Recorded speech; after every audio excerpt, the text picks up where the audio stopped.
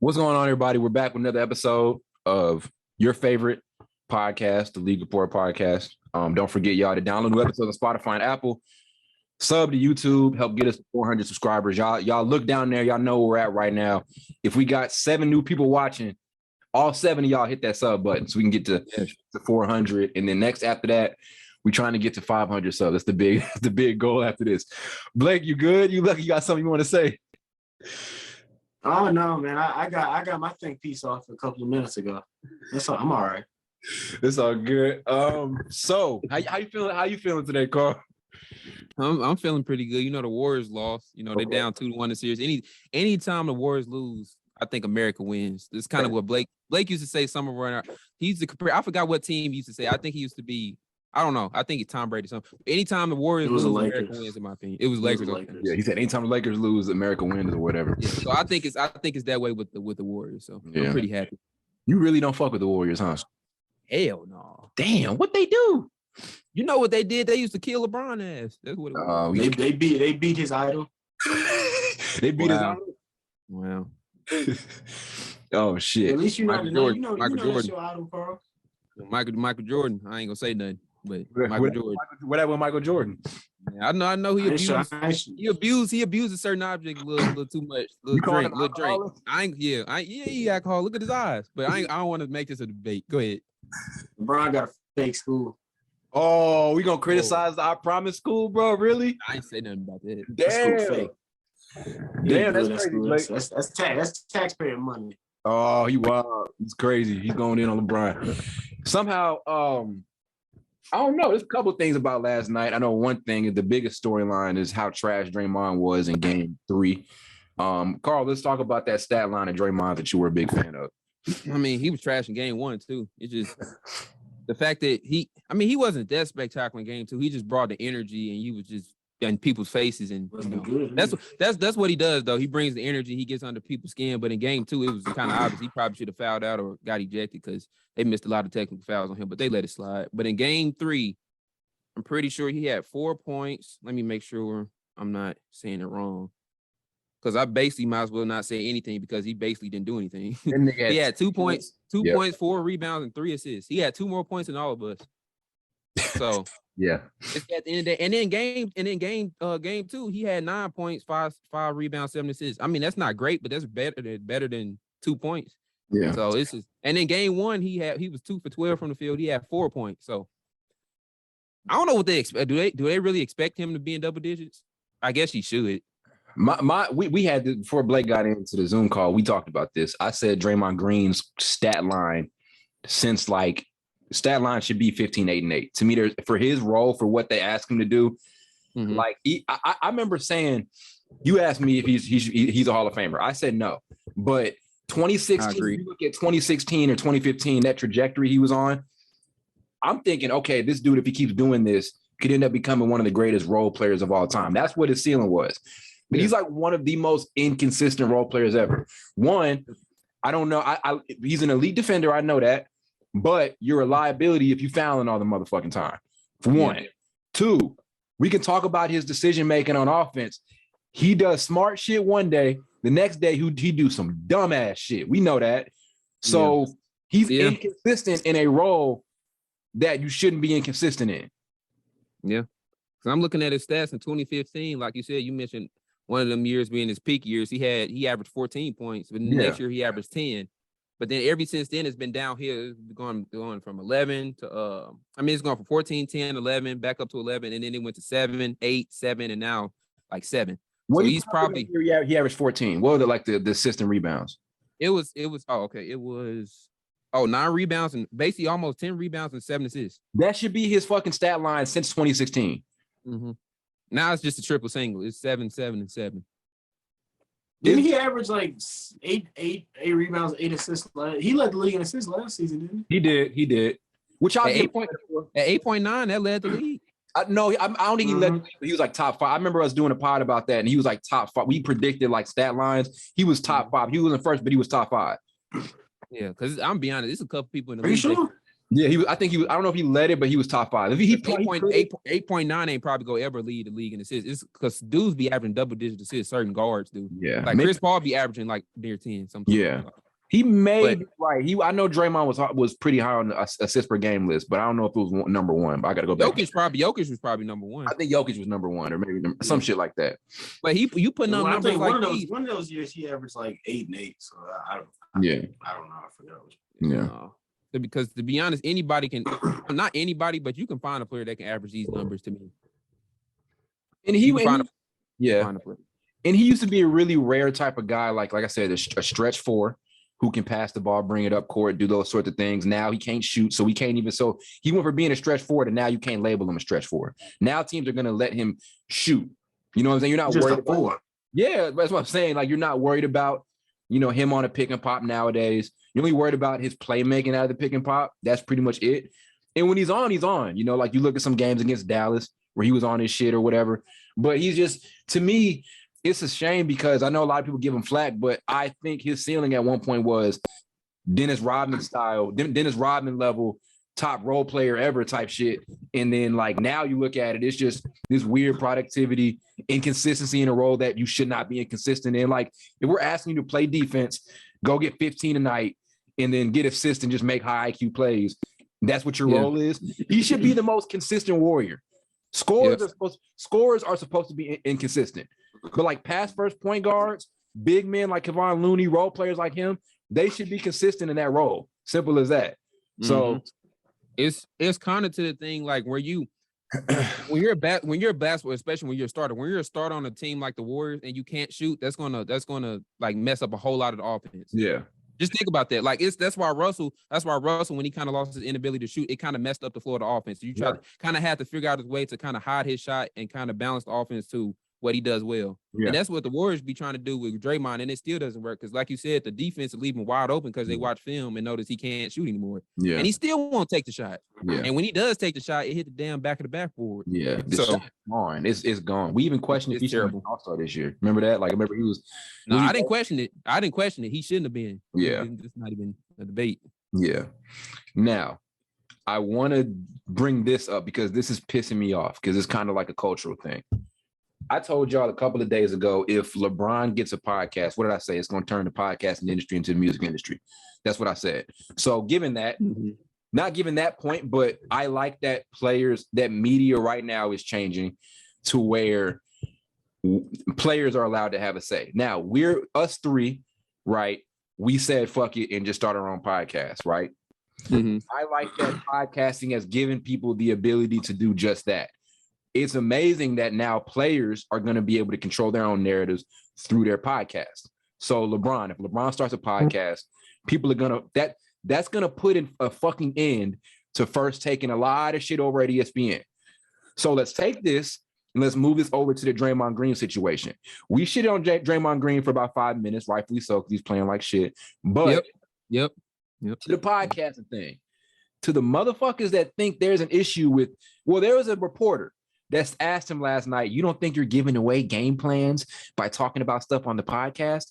Don't y'all do that when y'all ask players post-game, what did you do here? What did you do here? But when Draymond Green go on his podcast, he's giving away game plans. But y'all can ask about game plans and game strategy during post-game. They hating. It's some whole shit. You get mad about, it's getting cultural because now you're getting mad about players controlling their narrative now that they have more access to this media. And they have their voices are going to be a lot louder now that you can start a podcast so easily. Yep, they feel threatened. That's all it is. They feel threatened. Yeah, Shane, we could have did a shit. We could have did a little plug there too. We always could have. Yeah, sure. It was but they feel threatened because it's always been the sports side of the sports side of the world and the media side of the world has always like been compared to each other, but they've been split down the middle. So it's a different world. Yeah. But they compare. It's basically the same in a way. Yeah. So they feel like a basketball player going back down to their level, trying to take their job, and so they start hating. That's all it is. Yep. But a media player, obviously, a media player can't do that with basketball, obviously. Yeah. So Isaiah Thomas was over there acting like a little weirdo. That post game talking about those are great. That was a little bit funny, but he's talking about those are grade school numbers, and he focused more on podcasts than he is the game, great. Which is like that was a little bit funny. Yeah. But it's like you can't be saying stuff like that, bro. I that's not, you can't say stuff like that. And it's not like he's distracted with his what is he talking about on his podcast? He's talking about basketball. Yeah. Yeah, it's not like he out here talking about people. Right. Like, I think Udoka is ugly or something like that. Yeah. I think they're relating to all the game shit talking he's been doing, all the after game shit talking. Then he goes on the podcast and breaks down what he's talking about, but then he play like shit. They try to put that together. Yeah. I get what they players. Yeah. What'd you say? Didn't he say those 80s and 90s players was getting bullied? Yeah, they were going back and forth. Their whole dynamic was good. But I think that's what they're comparing to the fact that he's playing like shit and he's talking all the shit he's been talking in the games or whatever, or after the games, and then he goes to podcast about it. I think that rubs people the wrong way. When you play like shit and you talk about the game more than you actually playing like shit, I don't know. I'm just thinking of what I'm trying to think. Draymond has been doing this. Draymond has been doing this since they won that first title. So I don't get what the issue is now. Yeah, but he's been playing less impressive. I'm trying to word that. He hasn't played nearly as good as when they won those titles. But it's whacker, dude. It's players whacker than him who are doing stuff on ESPN that I don't see these big media pundits getting mad about, like Patrick Beverly. Yeah, they was getting mad at Patrick Beverly first couple weeks. The people were, but the media wasn't trying to push him off.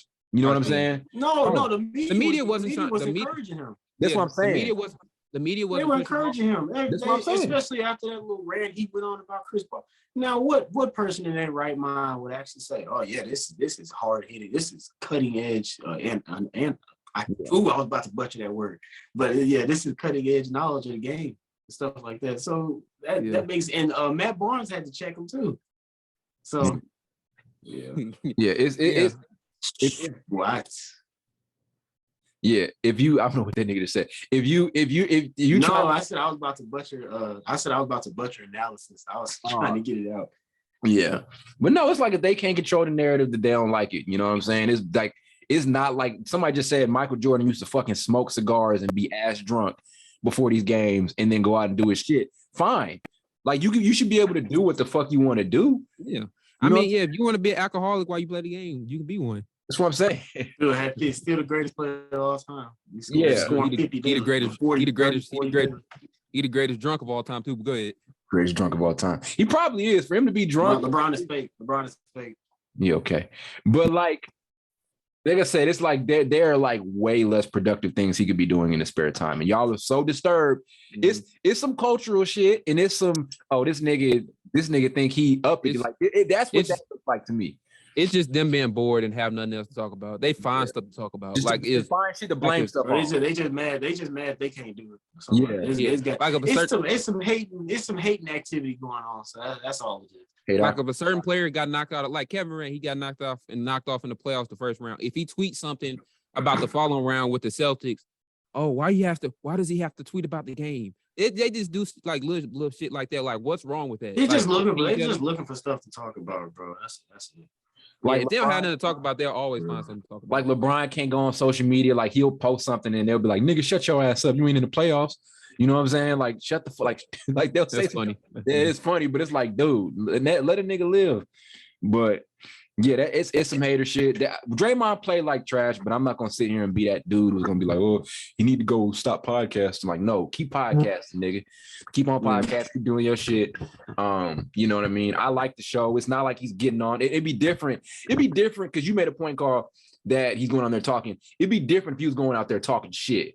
He's just breaking down the game. Yeah. He don't say nothing insulting anything on there. It just, I think it rubs certain people the wrong way when you play that bad and you get on right after the game and talk about, I don't know. I think that's what's, I guess, but it doesn't really bother me because I don't expect that much out of him as a player. So I'm not really bothered. Yeah. You don't expect that much out of Draymond? At least right now. What about before? Nah. What about before? What was your analysis on Draymond Green like in 2016? I always thought I'm not going to an All-Star game to watch him play. So I don't think he should be an All-Star. But that's my criteria for All-Stars. If I'm not going to the game to watch you play, why the hell am I don't know. Why are you All-Star? That's just my opinion. Are you going to a game to watch Rudy Gobert play? Hell no. Yeah. That's why I don't really think he's like whatever. I don't want to get into that. But we agree he was very productive and effective for his team. Oh yeah, he was. I told you. I didn't agree to that. I told you. Now you. I don't know what you're talking about, Blake. Yeah, we just not gonna take. I didn't agree to that. But no. But I told you in that game 7, we discussed it. It might have been a couple of that game 7, 2016 or 2016 when the Cavs came back 3-1. I told you he had like 32 points. You ain't believe me. You looked it up. That was the best game he ever had in his life. Yeah. So yeah. He ain't gonna never have one like that. He ain't gonna never have one like that again. No, he's not. He's not. Unless the players isn't that his career high? Yeah, unless the players protest or something, he the only one on the court. He ain't getting no 32 again. I mean, the only reason he got 32 is because he literally played that whole game. So a couple other stats from last night. Discrediting the man. Discrediting another man. Remember last like me. How like Golden State was fucking up Dallas on the boards? Like last night, Golden State got fucked up on the boards. They got out rebounded by 16.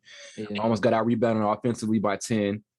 So it was a lot of they scored 26 more points in the paint as well. Boston did than Golden State. So all the stuff that Golden State did against Dallas got done today as last night.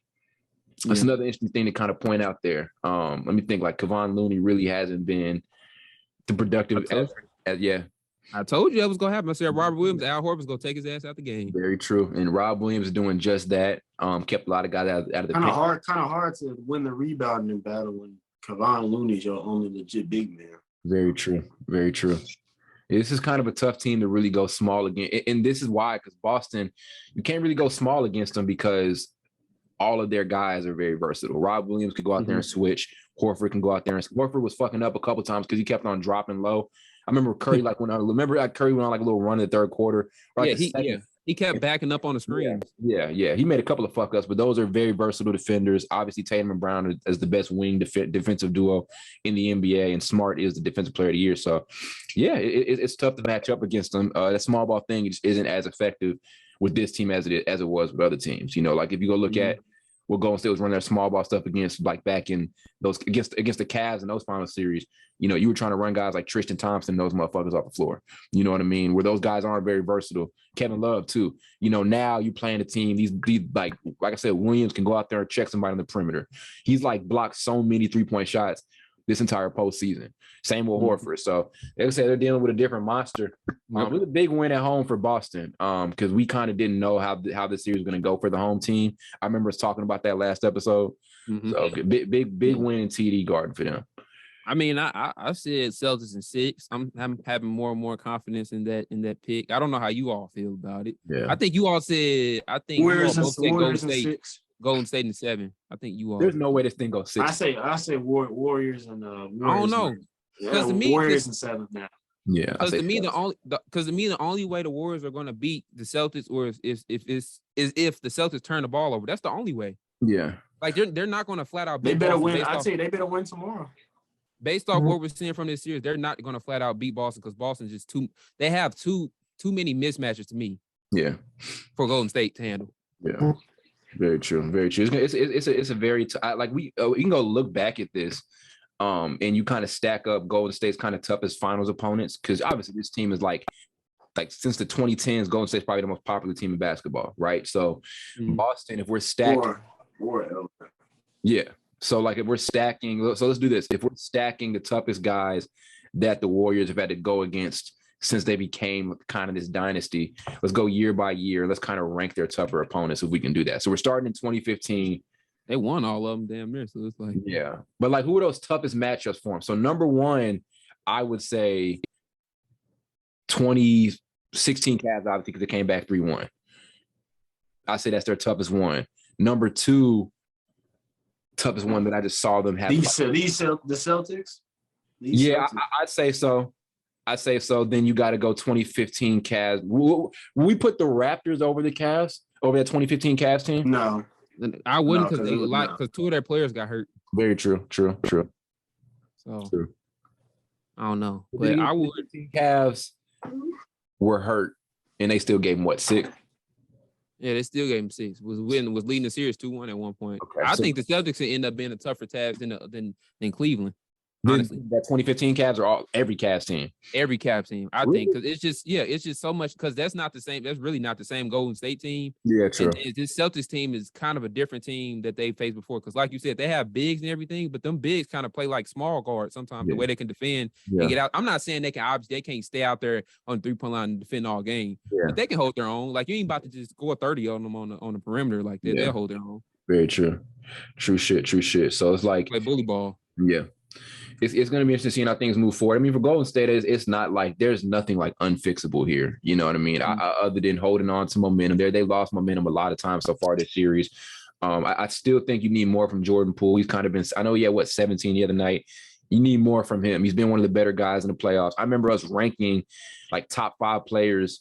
Like back when the conference finals were going on, we did like a ranking of like top 5 players left, and I think he was in our top 5s at that time. And so now he's like very subpar. Like he's probably not even a top 5 player this series if we think about it. You know, like they had him at I think like second on the Finals MVP after game 6. So. That's bullshit. I saw that. That's bullshit. That Finals MVP ladder is. Steph has been they got that supporting cast. I tell you this: if Golden State lose, I don't know if Jordan Poole will get that contract he wants.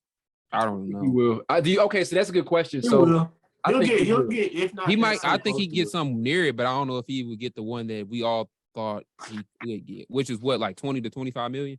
I think he'll get 20 or north of 20 mil for sure. Okay. Yeah.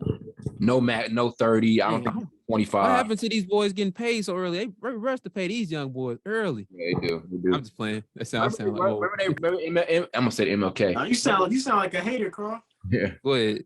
Remember MPJ got that big ass contract, and then we'll see. But I'm serious though. They need, like, why do they rush so much to pay these dudes like they free agents and they're not even free agents yet? Because I guess they don't want to let them go, but there's something in the contract where they're up for their extensions, and I don't know how it all works, but there's something in there to where they have to like negotiate with them at some point. I'm not sure what it is though. They want to keep that talent basically. Yeah. They be extending rookies on their second year. And he lets them get value when they're trading them too. Like I remember Kuz got extended. And it was like so clear that they were going to trade him again. Like I mean, they're going to end up trading him, and that was just to keep him. That was just to keep him temporarily. Yeah, and then like up his value and then move his. Like they do that shit all the time.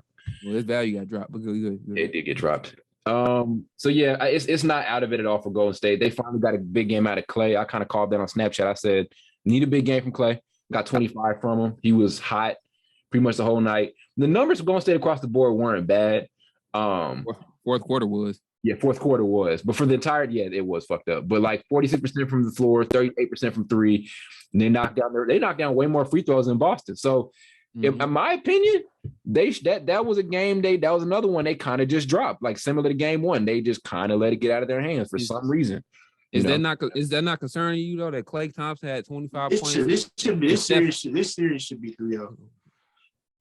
And is that not not 3-0? I would 3-0. It should I think so because they should have gone on a run when they took the lead when Curry hit that 3. Yeah. That's a lot to ask. So they were down 18 points. That's a lot to ask. I remember when he said when? No, he was saying when they made Curry that run. hit that 3, when it put them up by like 1 or 2. They should have kept going off that. They kind of after that it just like fizzled out. I was saying that's a lot to ask. So they were down 18 points. It takes a lot of energy to come back from 18 points. How they did that? They did. Yeah. I'm talking about like I think this was like what, third, fourth quarter when I think it was like 81, 83, something like that. Yeah, they came back. Steph hit a 3 when Al Horford went under the screen. He hit a 3 at the top of the key. At least they should have at least won those first 2 games. I say that. People have had I ain't gonna say 3-0 though. People have had an issue with some of Steph's minutes too. People have been critical of that. This is the most I've seen Steve Kerr get criticized ever. Like people be on his ass sometimes. Yeah, but sooner or later, this is what pisses me off about criticizing coaches. Sometimes they can only tell them to do so much. The players got to put the ball in the damn hole. Yeah. At some point, what are we doing? Keep blaming coaches for players not playing how they supposed to play. Yeah. And I get it's the finals, but like Golden State's whole mantra is, like I said, strength in numbers. And we talk so much about, Jordan Poole is this great shot creator when Curry's not on the floor. But now we're getting mad that Curry gets taken off the floor at times. Yeah. Like, you know what I'm saying? Yeah. So it's like, and guys should be able to step up. This team invests in role players all the time. So, you know what I mean? Curry's going to come out. Motherfucker, he's a point guard. It's a 6'3" point guard. They weak in numbers. They ain't strength. They don't strength in numbers. Weak in numbers because them guys ain't showing up. But yeah, it's got to get some of those young guys some minutes. I think it's a little too late for the Moses Moody's and I don't know if it'll do anything. Yeah, I wouldn't. At least give them some energy, some true needed. Yeah, it might, but he might give you energy, but you still look at the scoreboard, you're still down by 20 points. Yeah. What do you go do then?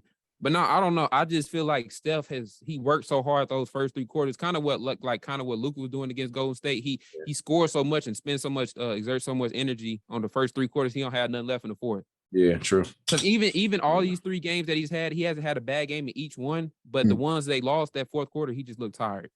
Facts. Honestly. So there's nobody else picking up the slack. So it feels like he's carrying, and it should never feel that way with the Golden State team. Like never in years did I ever think one guy should be carrying a fucking Warriors team ever. You know how it feels now, I guess. I don't know. But 11 points in the fourth quarter is terrible. That's what they had yesterday. 11 points. Ridiculous. Steph was 0 for 2 from the field completely. He only took 2 shots, and Clay was 0 for 2. He only took 2 shots. That's if the Warriors win this is going to be the series. This is going to be, Steph carried them. This is finally going to be that series where they give him that. Where they're like, Steph carried them. You've been waiting for that one, haven't you? Yeah. Because they motherfuckers be acting like he ain't doing shit. He got apparently now you gotta to be great. You gotta carry your team. You gotta be the one guy to have it going. You know what I mean? He's been playing. This is actually his best performance. I mean, like best finals performance to me, honestly. This is the best I've ever seen him play in the finals. Because some games he didn't have in the finals were kind of iffy. Yeah. And I don't even want to say that, but it's some stats to back it up. Like he struggled a couple games in the finals, but especially like from how he started, like you know what I mean? Yeah, he'll start great. I'm talking about pre-Kevin Durant because with Kevin Durant that changed everything. Yeah. But pre-Kevin Durant, he'll start off the series a little slow and then pick it up in probably the last couple games or whatever. But I don't know. But yeah, definitely if he wins this finals, he's definitely going to get the MVP. Yeah. Then guess what? They ain't gonna win. So. Yeah, I don't know. Like I said, it's not out of reach for any team. I think they can still pull it out, bro. It's a chance for them to still. They just have to win. It's way more than a chance. It's way more than just a chance. They have to win that game tomorrow, though. They do. I'm telling you, you've been watching Boston. Only way Boston lose this team. I don't know what's different about this team. Well, obviously it's the defense. They only lose when they turn the ball over and beat themselves. I don't know if you can just flat out beat this team. Scary thing is too. Last night they were definitely beating themselves and they still won. They missed so many. That's what I'm saying. But if you watch the series, because I saw a stat. Every time they have 15 or more turnovers, they lose. But anything under 15, they blow out the team. Yeah. What does that tell you? That almost tells you like if they turn the ball over a ton, they're going to lose. But if they don't, they're almost impossible to beat. Yeah. Which I guess you could say that about damn near every team that's great. So it's kind of an overstatement. It's not that great of a stat, but. Yeah. Tatum's finding his rhythm. That's good to see because I remember that was kind of a weird thing to get started off. Yeah, he's still shooting bad. Still shooting iffy, but he's getting the numbers. And like I said, still, it's not pretty, but he's getting it done. I think he needs to drive a little bit more. I think he's shooting too many jumpers. I think that's why his shot percentage is kind of dipping. But at least he's like averaging like high assists, like 7 or 8 assists. Yeah, so. His finishing is kind of iffy. You've noticed that around the rim. Yeah, he missed like 5 layups. Yeah. There've been a lot of missed layups, a lot of missed shots around the basket this series. This Boston gets great production from a lot of guys. Grant Williams, Marcus Smart has a 20-point. Smart had a major game 1, and then now game 3 goes for 24. Yeah. Jaylen Brown kind of got him started. I think game 1 had a big night. Game 2 was kind of iffy, and then game 3 he goes for 27. So like I said, they've taken Golden State strength and numbers thing, and they've done their shit with it. Horford had a quiet good night. Rob Williams even had 8 points, 8 and 10. That's effective for him. 4 blocks, right? Yeah. I think he had 4 blocks, 4 or 5 blocks. Yep. Think about Jaylen Brown. Yeah. Big Rob. Think about Jaylen Brown is weird. And I think Jason Tatum kind of does this too. They will have 20 points in the fourth quarter. I mean, not the fourth quarter. They have 20 points in the first quarter and they end the night with 25 or 26 points. Yeah. I see that with them a lot. Yeah. Both of them. It's a weird dynamic. I don't know if they just get tired or what it is. Yeah. It'd be like that sometimes. Be like that. It should be a good. It's going to be a good. I'm not worried. I'm not worried about Golden State at all. I mean, I think there are things that we know they need to get better, but I don't doubt they're going to get better at them because they're just too lethal. They're this team that's too many weapons on this team. You better hope they win tomorrow. Even if they lose tomorrow, I'm still confident. If any team that comes in 3-1 if there's any series where that can happen again, is this series. If they lose tomorrow, they losing in 6 games. I'm telling you. Think so? That's why I picked them. That's why I didn't envision them getting out to a 3-1 lead. But I'm telling you, if they lose tomorrow and they have a chance to come back to the TD Garden, I don't. Boston ain't there yet to go up 3-1 on a motherfucker though. They ain't there yet. No, but you're right though, because they are inconsistent as hell. Like they win one and lose. They've been in so many game 7s outside of the Brooklyn series for a reason. Just because they're inconsistent. Yeah, it's true. But they beat themselves though. That's what I'm saying. That if they don't turn the ball over, it's going to be another blowout, in my opinion. Very true. Facts. That's a fact. Should be a good. Because I don't know, you just can't count on Golden State role players for some reason, right? Like Wiggins been a no-show. His 18 points yesterday was a pointless 18 points. They weren't unimpactful. So he's gotta step it up a little bit more. If you expecting that from him, you're expecting too much because he's what he is now. Let's be honest. So 2011, 18, he's averaging just around 31. Because he had 18 last night, but that wasn't an impactful 18 at all. So. Yeah, 16 was a quiet 18. Yeah, he's been decent enough. Like I said, my biggest thing is Jordan Poole, and I kind of suspected he was going to be iffy this series. I kind of suspected. Yeah, because how well he was playing them first round, I was like, I can't see him sustaining it. It's tough seeing him dominate against like physical defenders. Like Dallas didn't have any physical defenders like Marcus Smart. That's just another type of. That's another type of dude to try to get past. You know what I mean? Like for real. So yeah, I knew I kind of saw his struggle. I kind of saw that coming. I think we talked about like he's gonna have to have a big series. We said that before. Like he's gonna have to. They need a lot of shit from him, and he hasn't given them anything, and that's kind of why. They kind of been giving Otto Porter a couple more, like not a couple, but more minutes to try to pick up Jordan Poole's slack. I don't know if you noticed that. Yeah, but they kind of been doing that. But I wanted to talk about this. What do you think about? I can word this question. Do you think Boston should keep aiming at Steph on offense? Because they're definitely going at him. Yeah. Oh God. They're definitely going at they're hunting him. Because I remember telling you yesterday they was hunting his ass. Yeah. Keep doing it. I mean, keep doing it. Marcus Smart bullies him when he gets to the paint. And Curry's a solid team defender, but yeah, hell yeah, keep hunting him. And they keep trying to do it. They keep trying to get Curry on table sometimes. I noticed yesterday, every time the person got the ball, if they switched, they would pass it to him. Yeah, I don't care if it was Grant Williams. I don't care if it was Marcus Smart was going at him. Marcus Smart was going at him all night. Yeah, he was. That's why Golden State reverts into that. It's not like they'll man to man to start the game off, and then like 4 plays later, it'll be like some weird ass zone or some shit, like a 1-2 that it turns like a 2-3 or some shit. Yeah, they do that a lot to kind of save Curry a little bit. So I just don't expect a person at that height unless they're just a defender. Like, I don't expect an offensive player at that height to be a great defender. I don't think it's really ever been one. Yeah. And with that skill set, of course. No, but Gary Payton had an offensive skill set. That's what I'm saying. Yeah. It's kind of like I said, big Chris Paul back when he was, back when he was. Love him some Chris Paul. Yeah, back Chris Paul. Yeah. Go ahead. I'm just mentioning a couple. I know you're right though. I'm just playing. Yeah. That's the difference between those two teams is like with Boston, there's really nobody you can fucking hunt. And then Golden State's not really the hunting type of team, but like still like there's no one on that Celtics roster you can like pick out and say, I want this motherfucker to go. You know what I mean?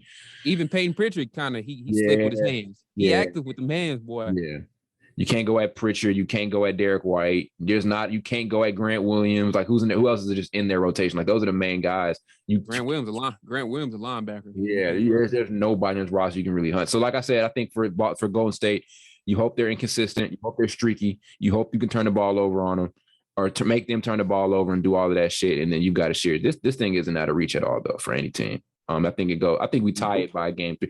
I think it's still very better hope. Yeah. Better hope. I'm telling you, if they win tomorrow, this series is over in 6. Yeah.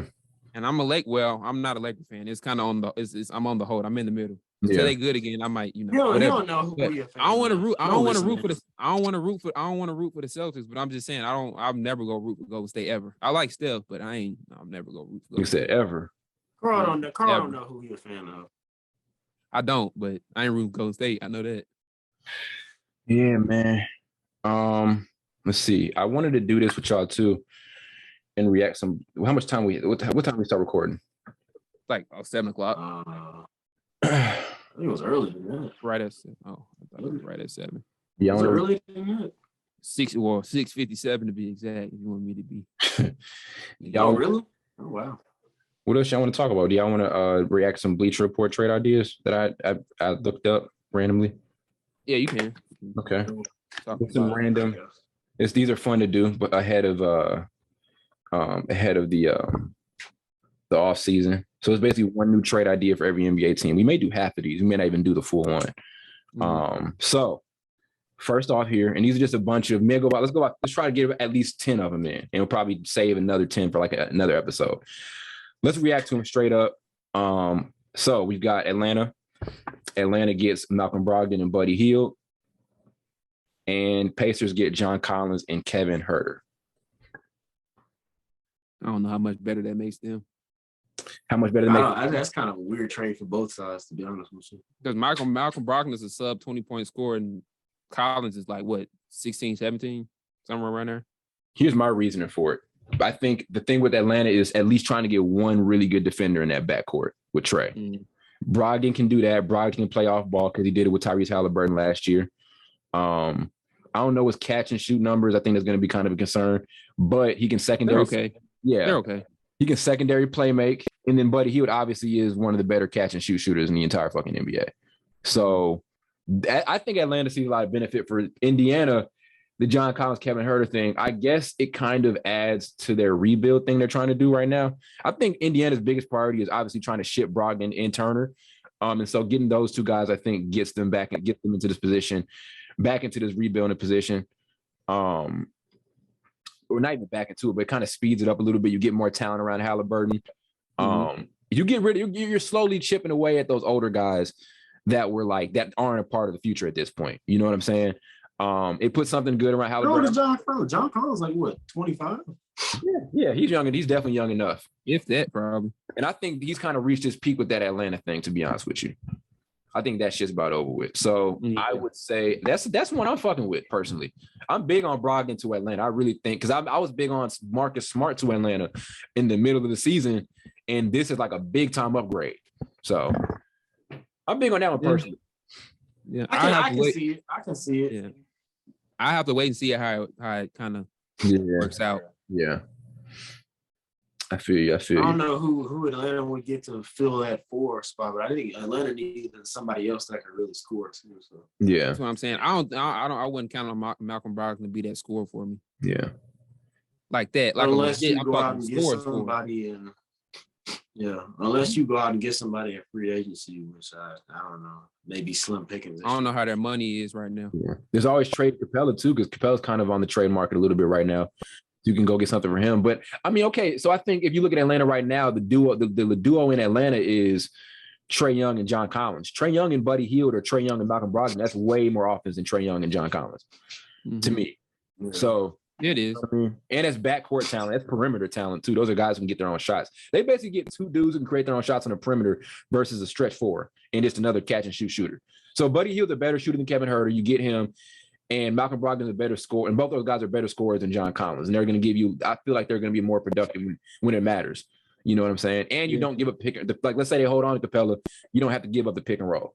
You still have that. I think that makes their offense better, and I think that makes them slightly better defensively. Slightly. Yeah. So I just have to wait and see it. Yeah. I don't think it's going to happen. Because it makes sense. It makes sense, but I still have to wait and see just how Malcolm Brogdon's playing style kind of formulates with Trey. Yeah. Here's another one. This is a big one. This is the Nets one. Uh-oh. Yeah. Jeremy Grant, for Brooklyn gets Jeremy Grant, Kelly Olynyk, and Corey Joseph for Ben Simmons from the Pistons. Wait, what? Brooklyn gets Jeremy Grant, Olynyk, and Corey Joseph from the Pistons for Ben Simmons. No. Why not? Why not? No. Yeah. That's weird, dude. No, Ty, no. I'll tell you why. You can say no, but tell me why. That does not deserve a reason. No. That shit pisses me off. That's a dumb trade. I'm not saying that. You have to get a reason. Because I can give you a reason. I'll give you the reason. The reason is it's dumb. Okay, Carl, what were you going to say? Go ahead, Carl. I'll explain. I'll give you a reason for making that trade, because anything you get for Ben Simmons at this point in time will be a plus, because he's not going to play. That's why I would do it. Because he's obviously he showed me that he's going through some mental stuff, and he's going through some stuff where he's scared to play. So I'm be honest, if I can get a bag of chips for him, I'll trade him. Is Ben Simmons he'll be back on the court? Is he that dumb of a pickup for Detroit? No. He'll be back on the court next season. So to think Brooklyn what's your point? To think Brooklyn would except to who? Kelly Olynyk, Jeremy Grant, and who else? Corey Joseph. No. Yeah, they would accept it. They would accept it because it's not a sure thing. Ben Simmons is going to play. We thought he was Detroit. We thought he was going to play. Do it, but I mean, yeah, but then you go from his back is healing to then he needs surgery. I'm not gonna get mad at him. When he got traded, we didn't even know he had back spasms. Nobody knew that. That's weird to me.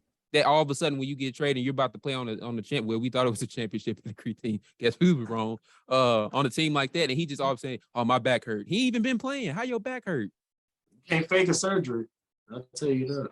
So for Brooklyn, we know they need to get better defensively. Jeremy Grant's a great defender. Corey Joseph is a really good point guard defender. Olynyk is not a great defender. I'm not sure, but he can stretch the floor. I don't even know if he's going to end up playing for him if he ends up going there. That is an awful trade. And for I don't think it's that bad. I think it's awful, but for Detroit, it's just weird for Detroit. Yeah, I see how it's awful if Brooklyn's not confident in Ben Simmons' health.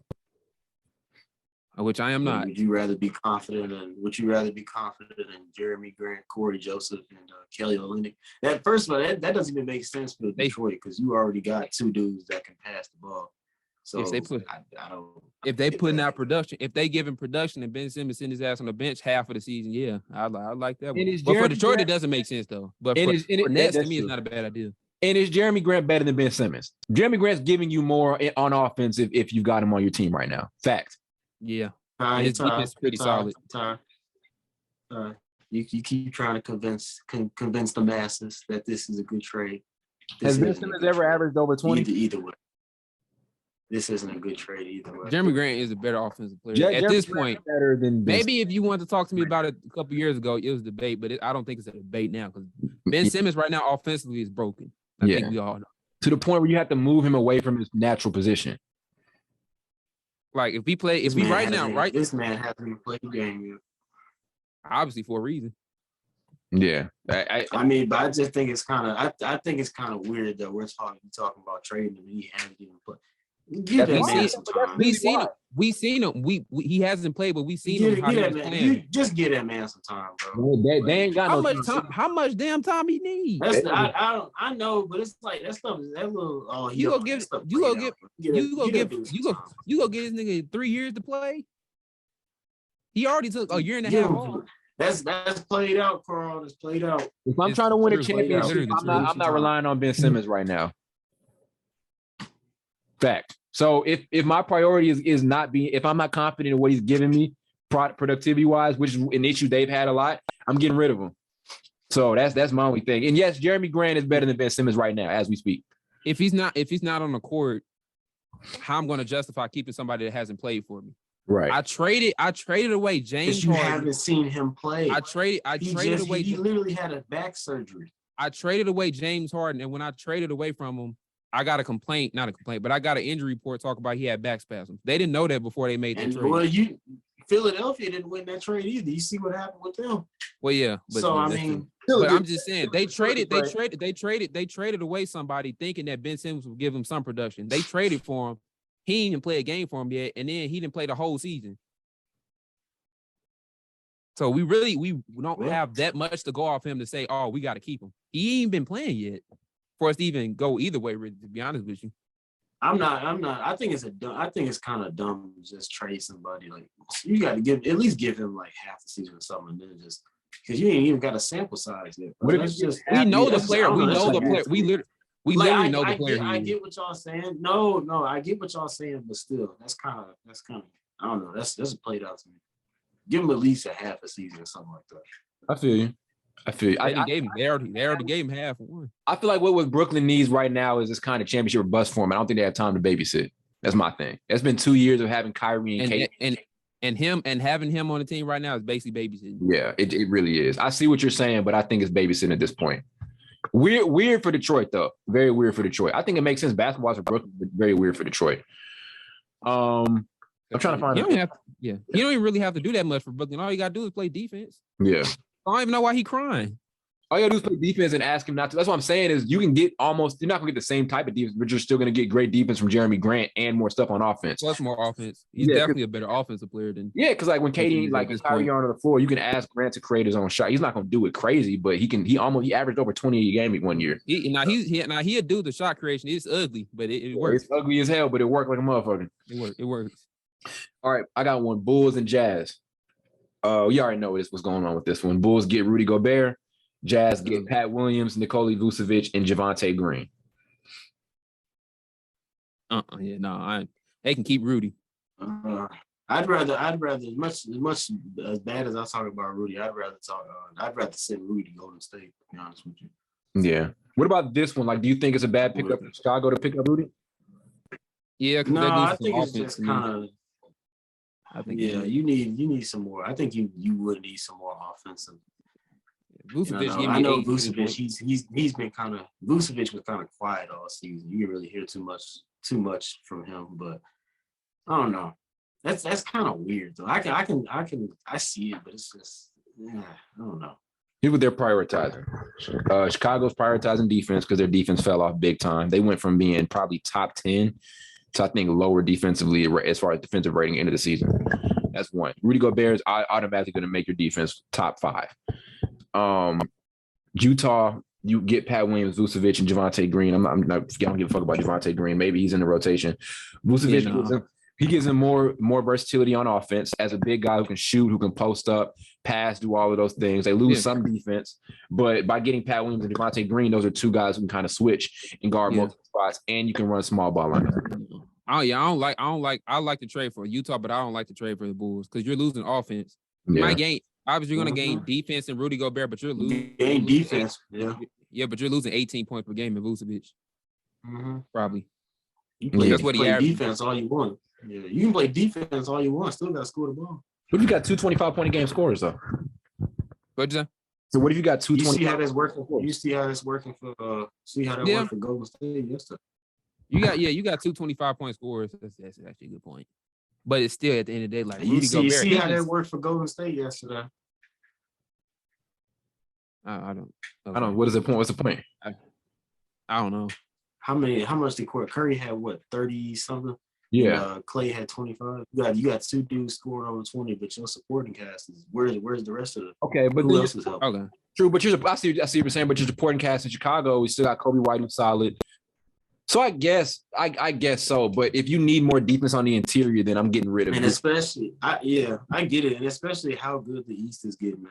You still need some more firepower. Yeah, it can go both ways. Because you losing some offense too, but you gaining. It really can. It really depends. It really depends if you're the general manager or the president of the team, what you want, like what direction you want to go. Do you want to be more defensive based or you want to go offense? And who said each way can make sense? And who says your offense doesn't get more efficient with Rudy on the floor? Because while he can't do shit but catch lives, pick and roll wasn't in Chicago's offense at all. That's an entirely different offensive attack next season if you add Rudy. Yeah. So asking him. Obviously, you're asking him to do different things than Vucevic, but I don't like Patrick Williams. Them losing Patrick Williams either though. True. I don't like that. Yeah, I don't either. So, and Lonzo was hurt half the season. I want to see Lonzo with them for full season before I think about. You better put that one. At least 1 year again. I want to see Lonzo play, and then I'll make that decision. I have to put that one back in the file cabinet. Let's go with. I'm trying to find an interesting one because some of these are really lame. Yeah, no, just pick an interesting one. If they talk about some role players, Warriors get. We talked about this nigga the other day. Warriors get Christian Wood. Houston gets James Wiseman and Moses Moody. Why the fuck not? That's an easy road. It's easy as hell. Christian Wood be happy as hell. If Christian Wood averaged 18. Christian Wood be hell. Yeah, he averaged 18 points, 10 boards, 2 assists, a block, 39% from 3. He's like perfect for Golden State. Did he get traded? I wouldn't mind for the Rockets. He signed it. He signed with Houston as a free agent. He signed there. But I don't know. I don't hate it for Golden State.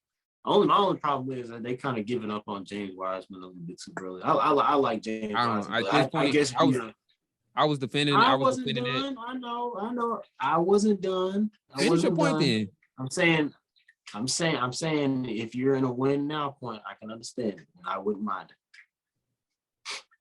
Well, I would go and say, they're definitely in a win now point. So fuck it. Fuck James Wiseman. So I mean, that's what I'm saying. Yeah. I wouldn't be opposed to it. Yeah. I kind of, the James Wiseman thing is kind of, even though his sample size is very small with them, it is like I do think he's got a lot of upside. Yeah, he does. That would be better. That'll be better developed in Houston, I think. Well, I don't know. He has a lot of upside, but he's definitely going to be injury prone in his career. Yeah. I don't see that getting any better, honestly. And I don't think he'll ever be 2 years. And I don't think he'll reach his upside. He'll be limited. His role is going to be very limited in Golden State to just kind of like a lob catching dunker spot big guy. Like if he goes to Houston, the ball's going to be in his hands a lot more. He's going to do a lot more stuff. To me, it's the easiest trade here. Moses Moody gets a new change of scenery.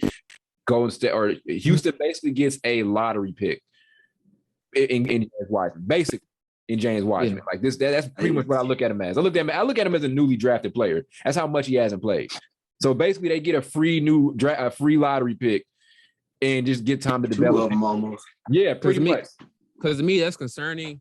It was he was a rookie last year. This is his second year, and he barely played. That's very concerning. Yeah. For a lottery pick, that's never good news. That has Anthony Davis type of injuries all over. Oh, yeah, and even AD wasn't hurt. That if you let's be honest, if you get hurt early, you're gonna be getting hurt late. That's how sports work. Very true. I'm not gonna do this Lakers one because you've done that about many times. So fuck. Which one is it? Is it Russ and John Wall? I am. Okay. Yeah, no. I like talking about it. We do have another Lakers one. So here's fun fact. That offer is still on the table for Los Angeles. I think the Rockets. Yeah. I ain't seen that man playing 3 years. I don't want that. Go ahead. I don't want him. Here's one with the Lakers and the Hawks. So Lakers get John Collins, Kevin Huerter, and a 2023 first-round top 5 protected pick for Anthony Davis. Hell no. That's not good enough. I feel like that's not enough for AD. I definitely agree. Good enough. Not good enough. Because I was hearing. Well, seeing as though the Lakers. Oh, my bad, Carl. Go ahead. No, I was just saying. I was hearing that that they, since the Nets didn't want to sign Kyrie, but I heard actually the other day they want to sign Kyrie. So I don't know what that situation is. So if they want to get rid of him, how we can kind of snaggle them away from the Nets. But I don't see that happening because Anthony Davis is injury prone. Yeah. Anthony Davis is injury prone. So I don't even know if we can get anything that we think we might be valued at for him. To be honest, at this point. I know that first round pick sound making y'all mouth. That's what it is. Y'all don't have one for the next 15 years. Nah, I know. Hey, you said you think Atlanta would gamble. I know Atlanta would gamble at that because they think it's still Anthony Davis. Yeah. But and he's hurt. Would value it because you don't know because Lakers don't know what's going to end up happening with after LeBron era is done, and they have, like Blake mentioned, that is a shame. They have no draft capital. They don't. They ran that the way they kind of set this organization up when they got LeBron is terrible. Yeah, they running that organization after LeBron leaves. They set that organization up bad.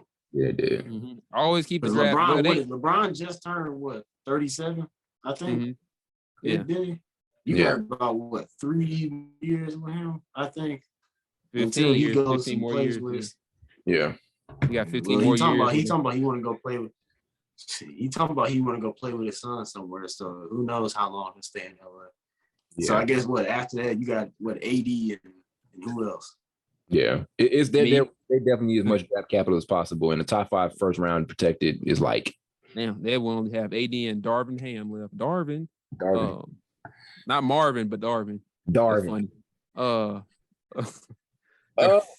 Yeah, but yeah, I don't know because they gave most of their first round draft picks away with the Anthony Davis trade. Mm-hmm. Yeah, but I don't know. Still, they gave some of them away last year with the players they acquired too. So it's just like they need draft capital. Period. Point blank. You know what I mean? I don't know if AD trading him is a move, but they need as much draft capital as they can because they have to plan for it. You have to. They're like at a weird spot where they're trying to win now, but they also have to plan for the future. You know what I'm saying? I'm at the point though with Anthony Davis. He's not. I don't know how you all feel. I don't think it's not possible for him to stay healthy. Yeah, it's not. He's going to keep getting hurt. She get on my nerves. Yeah, always grab him. He came back one time. I think he came back twice before. The first game went down, grabbing his ankle. Like, get your ass up. That shit was getting on my nerves. Go ahead. Miami and Detroit. Miami gets Jeremy Grant, who I think totally fits their identity. Two-way player. It does, but I don't know if it's going to help them. And Pistons get Max Strus and Duncan Robinson in a 2022 first-round pick. Yeah, easy. I think Detroit, they suck. Now that I don't mind. Yeah, Detroit sucked 3-point shooting-wise last year. They were like one of the worst. And obviously, you get more draft capital with the 2022 first rounder. That's this year. And Grant, like I said, I mean, I like it for Miami. Question is, I think Carl is like saying, how much more offense does Jeremy Grant give you? He gives you some, but it's not going to take them over the hump by any means to me. His 20 in Atlanta. I know I praised it a couple minutes ago, but it's 20 plus in Atlanta or like in Detroit. How translatable is that? You know what I'm saying? He's scoring. He's probably average. It's not that translatable. I tell you, that's the reason why I didn't like that Brooklyn trade. He's probably that 20 plus. That's the I agree because that's the weird thing about some of these guys who put up those numbers on those teams. Because fucking Kelly Olynyk almost averaged 20 when he first got traded. I think to Houston. Yeah. But no, you weren't looking at what. Blake Griffin was almost averaging 30 when he got traded to Detroit. They was letting him do whatever he wanted to do. He a little different. He used to be good though. But Josh Hart averaged 20 last year in Portland. Yeah. So yeah. I don't know if you was you brought up. Are you serious? He did. Yeah, that nigga averaged 20 in Portland. Yep, after the trade, he averaged 20. Let's not forget about Valanciunas. Oh my god, that nigga was killing. But he was killing. No, I ain't gonna lie. He was killing that shit. But I'm just saying, like, I wouldn't you going from them letting you do whatever you want to that system down in Miami, even with Brooklyn. So I don't know. He's so versatile though. I think he'll be good. Like he can shoot. Like you don't have to turn him into a shot creator. Only he can do it if he needs to. But yeah, there could be for him. I don't think he was talking about his. Well, you mentioned his 20 points, but I was more so on with Jeremy Grant, just focused on Ben Simmons not playing. So I would take anything. Yeah, that's what I was talking about. I don't care about the 20 points. That's a bad spot to be in. Yeah, because honestly, you wouldn't get no production in that right now anyway, so anything's better. But Jeremy Grant going to Miami is not. I don't think that's going to take them over the hump to beat anybody to go to the finals. Yeah. They need a star type of player. Yeah, and the question is, can they? Bradley? Yeah, but then Brad's got millions of reasons to not leave Washington. He's going to be a tough grab. Mitchell's going to be a tough grab because I don't even know if Utah is shopping Donovan Mitchell right now. So even if Bradley Beal came there, you realize what they have to get up to do to sign and trade Miami. Yeah. So it's just like at the point of you're getting him, but you're losing Tyler Hero, you're losing Victor Oladipo on the defensive end, you're losing Kyle Lowry. Probably like it's some players you're going to lose to where you look and you're going to be like, damn, we don't have no bench players. And would it make sense for Washington to pick up some of those guys? You know what I'm saying? That's another thing. So nothing ever makes sense for Washington, but fuck you guys, man. Knicks, last one. Knicks. We haven't talked about these niggas in a long time. Knicks get Ben Simmons from Brooklyn. Yes. In exchange for Julius Randle, Alec Burks, and a 2023 first round pick. You said Alec Burks? Yeah. Julius Randle's a really weird player right now. I don't know how he fits in Brooklyn. I don't like him in Brooklyn. Me neither. He's not an amazing defender. He's not a better defender than he doesn't have any. I'm not calling him dumb when I say this, so I don't want anybody to take me as calling him dumb. Yes, you are. He doesn't have a high basketball IQ. Yeah. Yeah. That's just a nice way of calling him dumb. He gives his basketball IQ. If I want to say he got a low IQ, I know. I was playing. He ain't dumb though, but he kind of looked dumb sometimes. They go hand in hand. But go ahead, Ty. So here's the reason. I said getting Randall would beef up a front court that cycled through end of the year career vets in recent years. He's very versatile. You can ask him to bring the ball up court. In those times where Katie and Kyrie aren't on the floor, you can't ask him. He's a guy who was top 5 at MVP vote a couple years ago. So he had a bad. Couldn't bring the ball up too. Yeah, I'm saying, but he can't. Ben Simmons can't create offense like Julius Randle can. There's no question about that. Point blank. Blake, do you think he can? No, I'm not saying that. I'm just saying it's another case of Julius Randle doing basically whatever he wanted, but you know. Okay, all right, that's okay. But sometimes that's translatable. He's been doing it for the past 2 years, doing whatever he wants. But he didn't do it on same thing with. My bad. He didn't do it on a suckers team. Oh, no, you good. He didn't do it on a suckers team though. He did that and got him to the playoffs. It was suckers this year. I mean, but the year before that, I think a lot of it's not translatable. No, it is, but that year before that, I'm counting as a fluke if you can't follow it up. That's just me. True. Yeah, I don't know. To me, it's a weird one for Brooklyn because I don't even know about the Randall fit. I don't know how you really. It's tough, but and Ben Simmons to New York.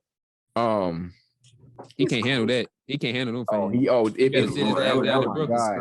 Oh my God, yeah. Boston and New York would fuck him up. He think he going through it now mentally with some of them other fans. Not Brooklyn, but Knicks, he can't handle that. Whatever happened? Whatever. What'd you say? You said Stephen A. I said Stephen A. finna be on his ass. Stephen A. was on Draymond today. He was being extra as hell. Yeah, he always. He's always extra. But I was about to say, what happened to there's no Zion trade rumors anymore? Those are dead. What happened to those? He talking about he wanna sign. You want to stay? No, you know why you want to stay, right? Let's see if y'all pretty smart. Y'all cooking, nigga. Huh? He saw what they did in that playoff run. He said, "I want to be a part of this." That's what happened. That would have been a nice team with him. Oh my god, yeah, them niggas was nice this year. I think they just need a good point guard. But watch, the sports don't happen like this. We assuming they gonna be good. Watch next year. We don't know. They can end up being 11th seed. Yeah. To be honest, I that's true. But especially with the team they have now and the coach and Willie Green, I like Willie Green. He's a really good dude. Coaching wise too. I think they'll be a nice team once he comes back. I think Coach Willie. Yeah.